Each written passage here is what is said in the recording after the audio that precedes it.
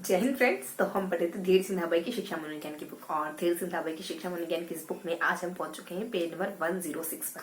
तो एक्चुअली 107 पर। तो आज हम 107 पेज को डिस्कस करेंगे, ठीक है। तो जो बच्चे नए जुड़े हैं उनके लिए थोड़ा सा बता दूं कि इस वाले सेशन में सिर्फ और सिर्फ बातों ही बातों में हम कुछ कुछ कॉन्सेप्ट क्लियर करने की और चीजों को याद करने की कोशिश करते हैं। ओके, तो बेसिकली आज क्या देखने वाले, देखो आज के सेशन में 107 पेज में कोई खास जानकारी की नहीं, बस थोड़ा सा पढ़ना है। बस 2 से 3 मिनट का सेशन रहने वाला है, मतलब शुरुआती जब हमको चीजें अच्छे से याद करनी होगी। उसके बाद तो हम कुछ 5 टाइम रिवाइज करते हैं हमेशा की तरह, ठीक है। तो इसमें क्या गिवन है, इसमें सिर्फ और सिर्फ 2 इन्फॉर्मेशन है, सिर्फ और सिर्फ 2 इन्फॉर्मेशन। कुछ तो हमें 4 से 5 व्यक्तित्व के प्रकार को जानना होगा, 4 से 5 व्यक्तित्व के प्रकार देखेंगे, दैट्स ऑल। इसके साथ थोड़ा सा और देखना है कि व्यक्तित्व के कुछ व्यक्तित्व के प्रकारों को पढ़ेंगे अपन, कुछ 4 से 5 प्रकार देखने वाले। उसके बाद व्यक्तित्व का सिद्धांत देखेंगे, सिर्फ और सिर्फ सिद्धांत का जिक्र दिया हुआ है और कुछ हल्का सा उसके बारे में बताया है, ठीक है। वो जो फ्रायड का मनोविश्लेषण का सिद्धांत है ना, उसके बारे में थोड़ी सी जानकारी दी मैंने, जस्ट शुरू ही हुआ है और नेक्स्ट पेज में हम उसको डिटेल से पढ़ने वाले हैं, ठीक है। तो बेसिकली सिर्फ 2 ही चीजों को देखना है, व्यक्तित्व के 4 विद्वानों के अनुसार प्रकार देखने वाले और एक व्यक्तित्व का सिद्धांत देखेंगे, एक सिद्धांत और 4 प्रकार जानने वाले, है ना। तो बस इतनी ही इन्फॉर्मेशन है और बाकी पूरा पेज कुछ अलग अलग इन्फॉर्मेशन से फिलअप है। जैसे कि कुछ व्यक्तित्व को प्रभावित करने वाले कारक कौन कौन से हो जाते हैं, जैसे आपका परिवार हो जाता है, आपका आस पड़ोस है, विद्यालय है, मतलब वही विद्यालय वगैरह हो जाता है, आपकी संस्कृति हो जाती है, ग्रंथियां वगैरह हो जाती है। तो पूरा पेज इसी तरीके की इन्फॉर्मेशन से फिलअप, ठीक है। फिलअप है, तो इसमें कुछ खास इन्फॉर्मेशन है नहीं। खास बातें क्या है, व्यक्तित्व के प्रकार, 4 विद्वान है जिन्होंने व्यक्तित्व के अलग अलग प्रकार बताए। मैं थोड़ा सा जानती हूँ कि लाइटिंग का थोड़ा सा इशू है, कोई दिक्कत नहीं, लेकिन कंटिन्यू करेंगे, ठीक है। तो देखो यहाँ पे ना बेसिकली व्यक्तित्व के 4 प्रकार बताए गए, अलग अलग विद्वानों ने व्यक्तित्व के 4 प्रकार, अलग अलग विद्वानों के अनुसार व्यक्तित्व के प्रकार की बने। तो कुछ 4 प्रकार बताएंगे, अलग अलग 4 विद्वानों ने व्यक्तित्व के अलग अलग प्रकार बताए, ये हमको थोड़ा सा देखना होगा। और एक व्यक्तित्व का मनोविश्लेषण सिद्धांत थोड़ा सा जानेंगे, बस जिक्र भर करेंगे, पूरा नहीं देखने वाले, बस थोड़ा सा जिक्र करेंगे, थोड़ा सा जिक्र, बस इतना ही पढ़ना है, बस हाँ इतना ही देखना है। देखो थोड़ा सा डिस्कस कर लेते हैं कौन कौन सा सिद्धांत है, देन फिनिश करते हैं। देखो सिद्धांत अपने एक तो हो जाता है भाई का, एक होलैंड का, एक कैनन का और एक रोबोट मेके करके, है ना, पोल कास्टर रोबोट मेके। भाई है, होलैंड है, केन है और रोबोट पोल कास्टर करके, इस तरीके से ध्यान रखेंगे। मान लो भाई होलैंड गया, केन लिखे गया, ऑयल कैन या पानी की कैन, मतलब थोड़ा सा इमेज बना लो, चीजें याद रखिए ना। तो भाई है, होलैंड है, केन है और पोल रोबोट लास्ट में रोबोट वगैरह है, ठीक है। इस तरीके से ध्यान रखेंगे ना, और रोबोट को भी साथ, खिलौने भी साथ में लिखेगा, ठीक है, सारा सामान होलैंड साथ में लिखेगा, इस तरीके से थोड़ा ध्यान रखेंगे। अब इन्होंने व्यक्तित्व को कितने कितने भागों में बांटा ये देख लेते।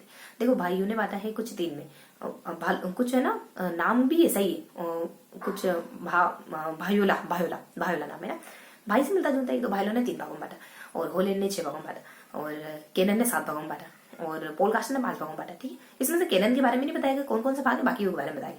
देखो भाइयों ने एक माइक्रो, मैक्रो और कुछ नॉर्मो करके, और पीछे लगा दो कुछ माइक्रो प्लान्स की करके और स्प्लानन की है ना, इस तरीके से। तो माइक्रो स्प्लानन की, मैक्रो स्प्लानन की और नॉर्मो स्प्लानन की, इस तरीके के कुछ नाम है भाइयों में, ठीक है। माइक्रो, छोटा भाई, बड़ा भाई, इस तरीके से ध्यान रखो। और उसके बाद होलैंड वगैरह है ना, होलैंड ने 6 भाग बताए, 3 और 6।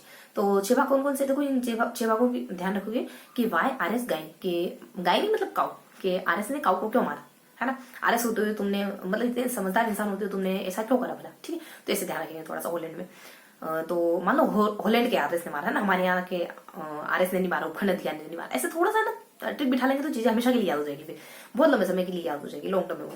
तो देखो वाई से ध्यान रखेंगे यथार्थवादी आ जाता है, और आर से अपने कुछ रूढ़िगत आ जाता है, और ए से अपने कुछ अनुसंधान वाला आ जाता है ना, और एस से अपने कुछ सामाजिक वगैरह, और फिर अपने काउ के से कलात्मक वगैरह, और ए से कुछ, अच्छा ए से तो वहाँ आर एस में सिर्फ आर और एस आता है, बीच में ए नहीं आता है ना। ए मैंने बता दिया आपको कि अनुसंधान वगैरह, और ऊ से थोड़ा सा मिस रखेंगे ना, थोड़ा सा भी स्लिप ऑफ माइंड, मतलब स्लिप ऑफ माइंड हो रहा है। ऊ से देखो क्या हो सकता है, कुछ, चलो ऊ से थोड़ा स्किप रखते, ठीक है। तो ये मोटा मोटी हमने देखा कि वाई आर एस काउ, इस तरीके से हमने याद करा। अगला है अपने कैनन, मैंने बताई दिया 7 बताए, लेकिन डिस्कस नहीं करा कि कौन कौन से आते हैं। अब देखो पोल कास्टर ने कौन से, रोबोट एम यानी कि पोल कास्टर, कुछ अपने इन्होंने ना एक पंचकारक मॉडल कहते हैं, 5 है ना, तो पंचकारक मॉडल कहते हैं, और रोबोट पोल कास्टर रोबोट ने दिए ये पंचकारक मॉडल। देखो ऐसे ध्यान रखो कि हम इंसान 5 तत्वों से बने ना, तो रोबोट भी मान लो 5 तत्वों से बना है, इस तरीके से ध्यान रखेंगे। अब कौन कौन से हो, तो इनको थोड़ा सा ध्यान रखेंगे अपन की, थोड़ा सा ट्रिकी तरीके से ध्यान रखेंगे इसको कि कुछ अपने एबीसीडी, देखो एबीसीडी होता है ना, तो एबीसीडी ध्यान रखें। ऐसे अपन कुछ अनुभव का खुलापन, बी से बहिर्मुखता, और सी से देखो स और क दोनों के लिए सी इस्तेमाल कर सकते हैं। तो देखो सी से आ जाता है सहमतिशीलता करके, और टी से आ जाता है कुछ तंत्रिका तापिता करके। अब एक और कौन सा मिस हुआ मालूम है? एक और A2 है। एक तो अनुभव का खुलापन है, एक और कुछ ऐसे ऐसा ही कुछ अनुभूति अनुभव ऐसा ही कुछ है। थोड़ा सा स्किप रखेंगे, ठीक है इसको। तो इस तरीके से हमने जान लिया, बस इतना ही देखना था, हॉलैंड के अनुसार देखना था। और सबसे पहले भाइयों के अनुसार, फिर हॉलैंड के अनुसार पानी की गेंद लेके गया है या फिर ऑयल की गेंद लेके गया और साथ में खिलौने भी लेके, मतलब सब कुछ सामान पैक करके भाई हॉलैंड निकल गया, ठीक है। तो इस तरीके से हमने याद करा। अलग अलग विद्वानों के इनके अनुसार प्रकार कितने हैं? तो 3 है, फिर 6 है, फिर 7 है, फिर लास्ट में 5 आ जाते हैं। इस तरीके से 3, 6, 5 मतलब सब कुछ है ना इस तरीके से। तो 6 भी है, 7 भी है, 5 भी, 5 है, 6 है, 7 है, ऊपर 3 है, इस तरीके से देखना ना हमको। तो इस तरीके से हमने सारे कुछ नाम पता कर लिए, इनके अनुसार कितने कितने प्रकार बताए वो भी पता कर लिए। भाई के लिए अपने ट्रिक आ जाती है कि छोटा भाई बड़ा भाई। और हॉलैंड है तो हॉलैंड के लिए कुछ हॉलैंड के आरएस ने गाय को क्यों मारा, और कैनन के लिए कुछ है ही नहीं। और जो पंचकारक मॉडल है ना रोबोट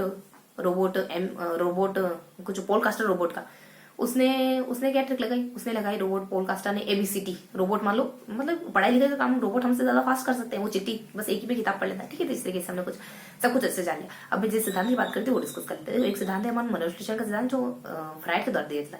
फ्राइड के द्वारा दिए गए जो सिद्धांत है ना, ये क्लासिकल मनोविश्लेषणवाद के नाम से जाना जाता है। तो फ्राइड ने इसके 3 भाग करे।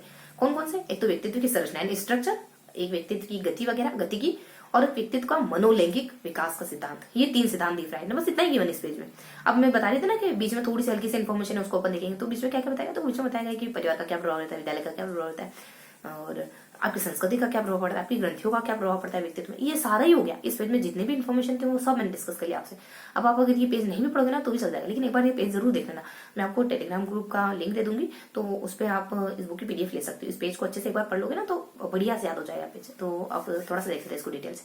तो परिवार का प्रभाव रहता है इसमें, बाकी तो बातें जानते हैं। पर एक कोटेशन आता है, एडलर कहते हैं कि जो बीच का बच्चा है, मध्यम बच्चा, उसका व्यक्तित्व बहुत वेल डन होता है, बहुत अच्छा होता है। और वहीं विद्यालय में क्रोनिक का कोटेशन आता है, विद्यालय बच्चे के व्यक्तित्व बनाने में बहुत अहम भूमिका निभाता है। वही मैंने कहा ना संस्कृति भी आएगा, तो संस्कृति प्रभाव डालती है इसमें 2-3 कोटेशन आ जाते हैं, जिससे पता चलता है कि संस्कृति का प्रभाव बहुत खास है। मतलब अलग अलग विद्वानों अलग अध्ययन करके ये बातें बताए। अध्ययन किस पर किया है और कहाँ किया है ये सब नहीं जानेंगे, ये पूछने वाले भी नहीं कोई, है ना, कभी पूछा भी नहीं जाएगा एग्जाम में।